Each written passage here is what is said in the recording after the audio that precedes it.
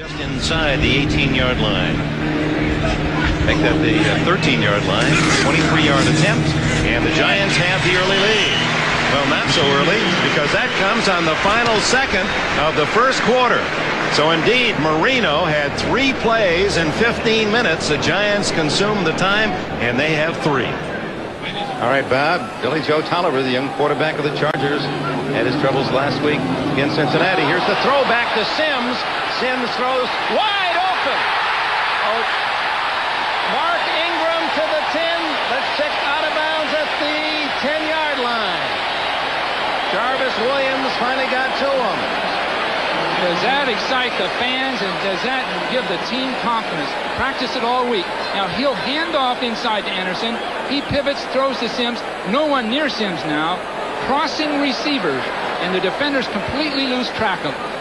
I don't think anybody does that kind of play better than the Giants. You see him coming all the way across the field.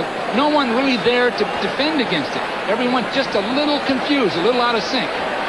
Now Ingram's first catch is a big one, and it's 1st and goal. Just over 1. My guess is if they don't get it here, they'll go for the touchdown on 4th down.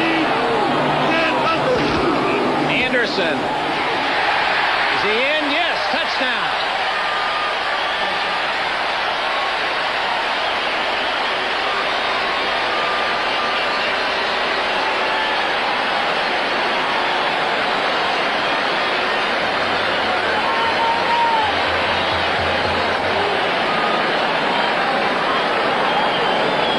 He certainly knows the way, Otis Anderson. That is his 69th career rushing touchdown. And now the try for point by Allegre.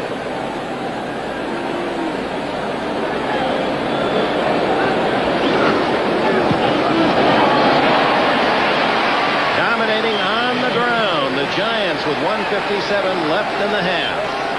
39-yard passing from Marino and only 1 yard rushing for Sammy Smith, who leads the league.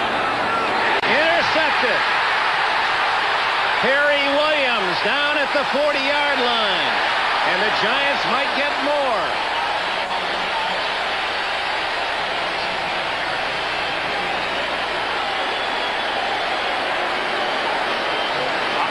I'm disappointed in Dan Marino. I can't for the life of me figure out what's happening. I think he's trying to throw seam passes. Now, it's hard to figure. One receiver breaking out the other end and 2 defenders between them, and the ball's still thrown. They're really going to have to sit down and decide what they want to do in the second half. I don't mean what the plays are, but at this point, the Giants are dealing with it very, very well. 2nd and 18. No pass rush. Wide open is Meggett. No one near him. 50. And finally down at the 42.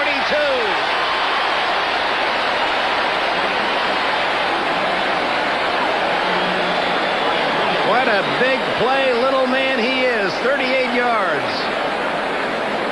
Just in a sense, a blown coverage by the Miami secondary. Their safeties just didn't get where they belong. And when he released up the field, there was just no one there. McKyer did not hold up, and there's Sims feeling pretty good about it. They spotted that coverage and hit Meggett down that sideline. Well, the Giants love to tee off, and they're being spurred on by this crowd of 77,186.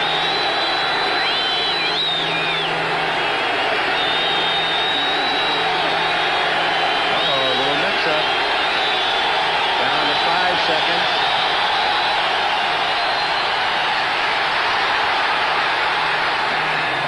Clayton, ball knocked away. Is it a fumble? Yes, and the Giants have the ball. Or do they?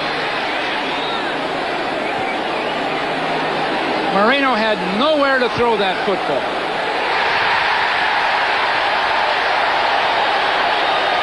They may want to review that to see whether Clayton had possession.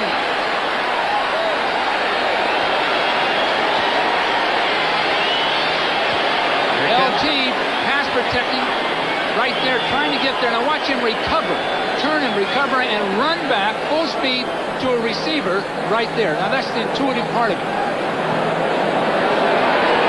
Look at that Taylor. What a ball hawk he is. Misses all of summer camp, comes back, leads his team in sacks. You can't expect to cover every possibility. You've got to figure that Sims is going to sneak it, or Anderson's going to take it, and you've got to attack the line of scrimmage and hope for the best.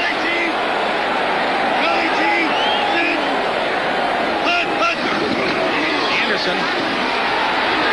Touchdown!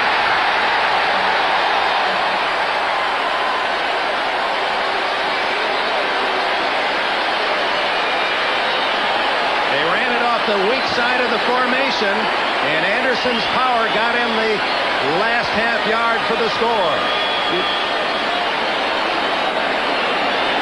If there's a single dominant factor in this game, it's the offensive line of the Giants.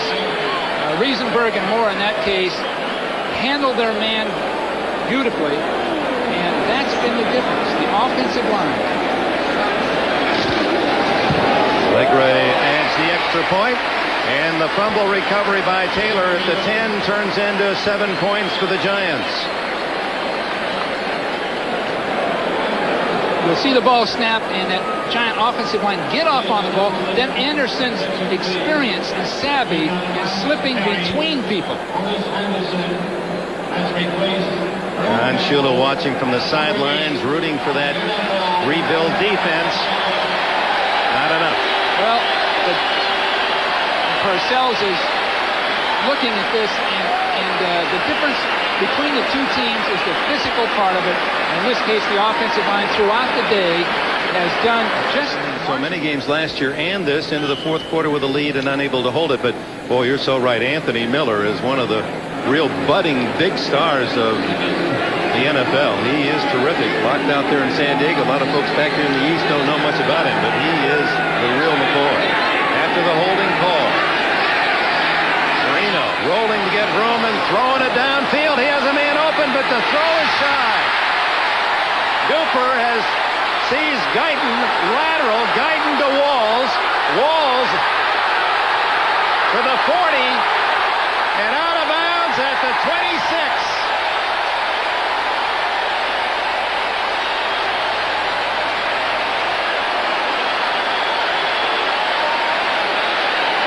Tony Martin was open a couple of steps deep, but against the wind, Marino's arm didn't get it there, and Guyton intercepted, and then a little razzle-dazzle.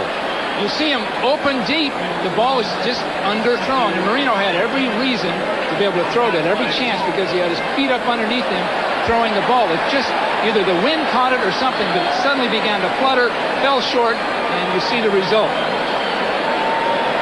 For the first time, he had Marino with good protection. He rolled out, had a chance for the big play, and couldn't get it done this into Dan, so he was throwing off his back foot all day. Now, there aren't many defenses like the Giants, but to get to the championship level, Miami has some real strides they have to make. 45-yard attempt to Legray, and it is good. So Legray 2 for 3 today, and the Giants lead builds to 20-3.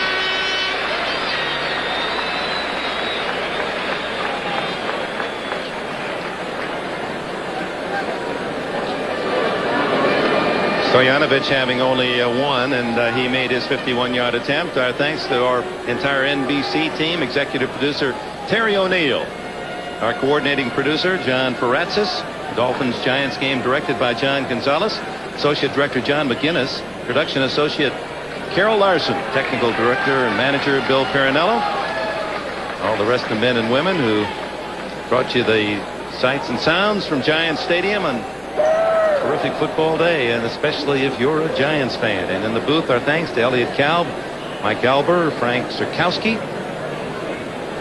old friend Joe Costanza as well. Well, I'm sure Dorothy Shula is watching and has some ideas for Don when he gets home. What a great family, a great sports and football family.